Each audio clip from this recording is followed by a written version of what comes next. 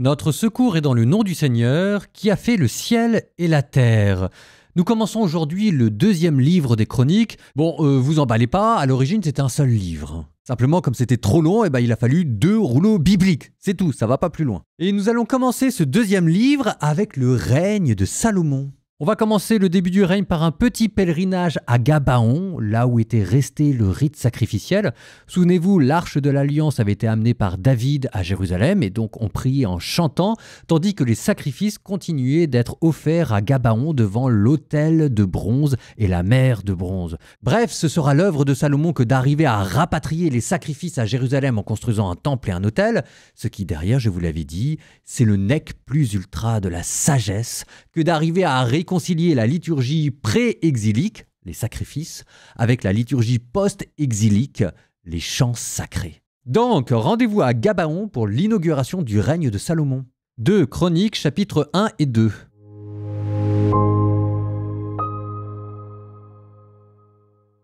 Salomon, fils de David, s'affermit dans sa royauté. Le Seigneur son Dieu était avec lui, il l'éleva au sommet de la grandeur.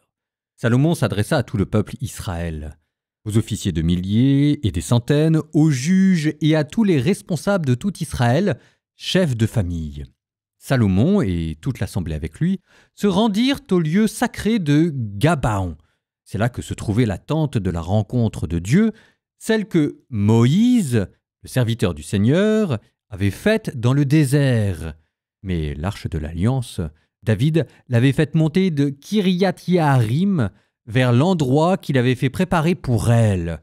Pour elle, en effet, il avait dressé une tente à Jérusalem. À Gabaon, devant la demeure du Seigneur, se trouvait l'autel de bronze qu'avait fait Bessalel, fils d'Ouri, fils de Our. Alors Salomon et l'assemblée consultèrent le Seigneur. En ce lieu, Salomon monta à l'autel de bronze qui était devant le Seigneur, près de la tente de la rencontre, et il y offrit en sacrifice 1000 holocaustes. Cette nuit-là, Dieu apparut à Salomon et lui dit « Demande ce que je dois te donner. » Salomon répondit à Dieu « Tu as traité David mon père avec une grande fidélité, et tu m'as fait roi à sa place. À présent, Seigneur Dieu, la parole que tu as adressée à David mon père se vérifie, car c'est toi qui m'as fait roi sur un peuple aussi nombreux que la poussière de la terre.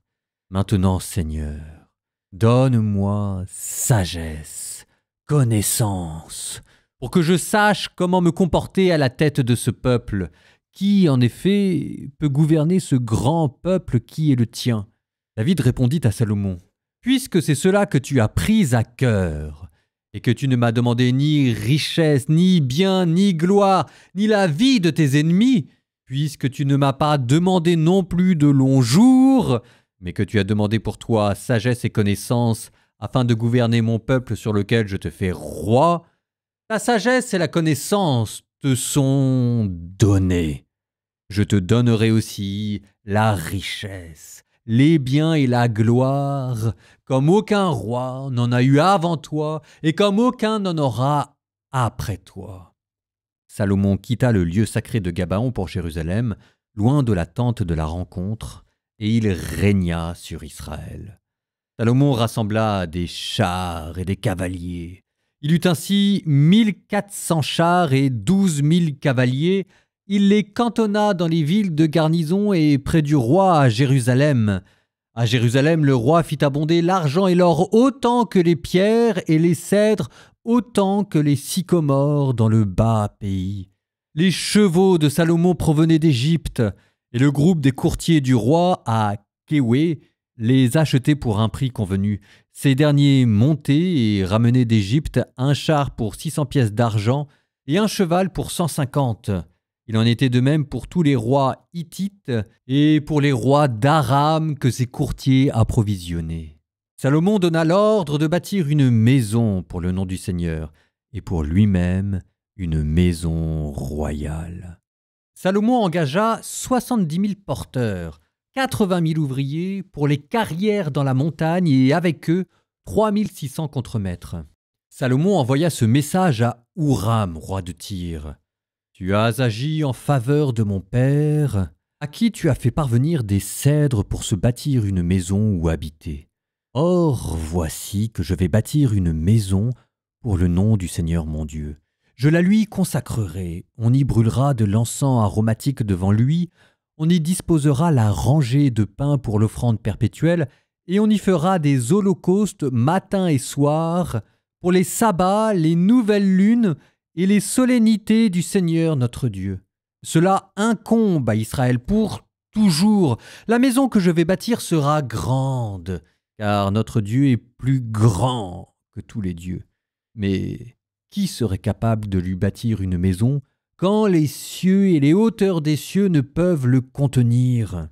Et qui suis-je, moi, pour lui bâtir une maison si ce n'était en vue de brûler de l'encens devant lui? Maintenant, envoie-moi un homme habile à travailler l'or, l'argent, le bronze, le fer, la pourpre rouge, le carmin et la pourpre violette, et connaissant l'art de la gravure. Il se joindra aux artisans qui sont près de moi en Juda et à Jérusalem, ce que David mon père a préparé. Fais-moi parvenir du Liban des bois de cèdre, de cyprès et de santal, car je sais que tes serviteurs peuvent abattre les arbres du Liban. Et voici que mes serviteurs seront avec tes serviteurs, pour me préparer des bois en quantité, car la maison que je vais bâtir sera grande et merveilleuse. À tes serviteurs, les bûcherons qui abattront ces arbres, je donne pour les nourrir 20 000 quintaux de blé, 20 000 quintaux d'orge, ainsi que 20 000 mesures de vin et 20 000 mesures d'huile. Huram, roi de Tyr, répondit par une lettre qu'il envoya à Salomon. C'est parce que le Seigneur aime son peuple qu'il t'a établi toi, roi sur eux. Huram dit encore, « Béni soit le Seigneur, Dieu d'Israël, lui qui a fait le ciel et la terre. Il a donné au roi David un fils sage, prudent et intelligent, qui bâtira une maison pour le Seigneur et pour lui-même, une maison royale. Maintenant, j'envoie un homme habile et intelligent, appelé Huram-Abi. Il est le fils d'une femme originaire de Dan, mais son père est de Tyr, et il sait travailler l'or, l'argent, le bronze, le fer, la pierre, le bois, la pourpre rouge, la pourpre violette, le lin et le carmin. Il connaît l'art de la gravure et saura réaliser toute œuvre qui lui sera confiée en collaborant avec tes artisans et ceux de mon seigneur David, ton père. Et maintenant, le blé, l'orge, l'huile et le vin dont mon seigneur a parlé, qu'il les envoie à ses serviteurs. De notre côté, nous abattrons des arbres du Liban. Selon tous tes besoins, nous te les apporterons à Jaffa par radeau sur la mer, et toi tu les feras monter à Jérusalem. » Salomon recensa tous les étrangers qui résidaient dans le pays d'Israël après le recensement qu'avait fait David son père.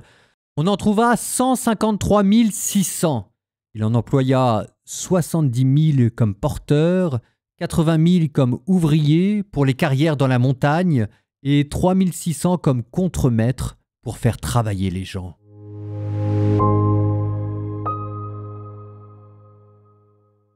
Toujours une petite déception quand on s'aperçoit que les éléments les plus truculents de la vie de Salomon ont complètement disparu. Par exemple, ses difficultés d'accession au trône.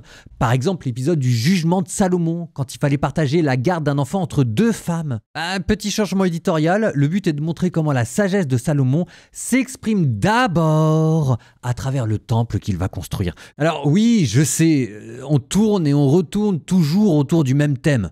Qu'est-ce que vous voulez que je vous dise?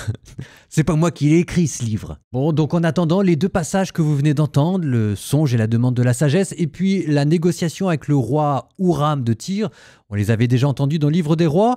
Une ou deux petites différences, mais mineures. La réponse d'Huram. Huram accepte d'envoyer quelqu'un pour la construction du temple, mais cette fois-ci le motif a changé un peu, ce n'est plus pour la gloire du roi, c'est pour la gloire du Dieu d'Israël.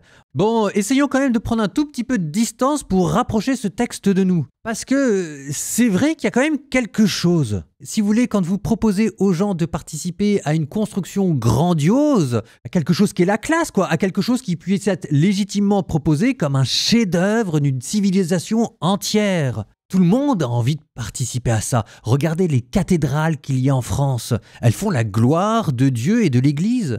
La sagesse d'un homme, la sagesse d'un peuple, la sagesse d'une religion, ça s'exprime aussi dans ses qualités architecturales et dans ses esthétiques. Allez, ça nous fera voyager un petit peu.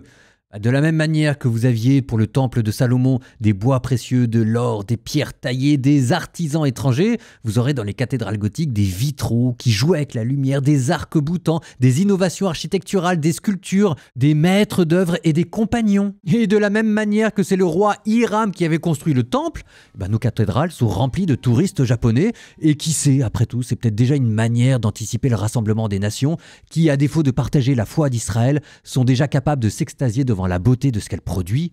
C'est pas rien déjà. Et même, alors là vraiment pour aller jusqu'au bout du bout du bout du bout, de la même manière que le temple de Salomon était construit en des cercles concentriques de sainteté, avec les parvis extérieurs, le parvis d'Israël, et puis ensuite le saint des saints, c'est exactement cette construction que vont reprendre les cathédrales gothiques. Le parvis extérieur devient le narthex, le parvis d'Israël devient la nef, et puis ensuite qui était fermé au public parce qu'il y avait un jubé, vous aviez le chœur. Normalement, en fait, dans les cathédrales gothiques, on n'accédait pas au chœur, ils étaient fermés au public et on déambulait tout autour. Bon, maintenant, on a supprimé les jubés. Les jubés, c'était des estrades en bois qui fermaient l'accès au chœur juste devant le chœur. On les a supprimés maintenant, on peut voir ce qu'il y avait dans le chœur, mais à l'origine, c'était complètement fermé au public et à l'intérieur, il y avait le saint.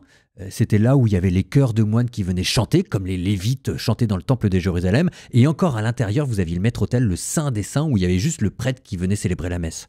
C'est assez amusant parce que, mais vraiment, les cathédrales gothiques reprennent explicitement l'architecture du temple de Jérusalem et même la tripartition du clergé juif entre grands prêtres, prêtres, lévites, se retrouver avec évêques, prêtres, diacres. Bon, de la même manière qu'on prenait du temps, du soin à bichonner les cathédrales, ça, c'est ce que vous venez de lire dans le livre des Chroniques. Et de la même manière qu'il y a des millions de touristes qui viennent visiter les cathédrales françaises, le temple de Salomon faisait la gloire d'Israël et l'admiration des païens. Si vous voulez bâtir un empire liturgique, il faut lui donner une capitale. Et après tout, c'est ça aussi évangéliser et glorifier Dieu. Livre des Proverbes 19, 1 à 5. Mieux vaut un pauvre à la conduite intègre qu'un homme aux propos retors. C'est lui l'insensé. Sans la réflexion, le zèle ne vaut rien, qui se précipite manque son but. La sottise d'un homme entrave sa route, et c'est contre Dieu qu'il tourne sa colère. La fortune multiplie les relations, mais le faible voit partir son seul ami. Ouh, celui-là. Un faux témoin ne reste pas impuni. Il ment comme il respire, il n'en réchappera pas.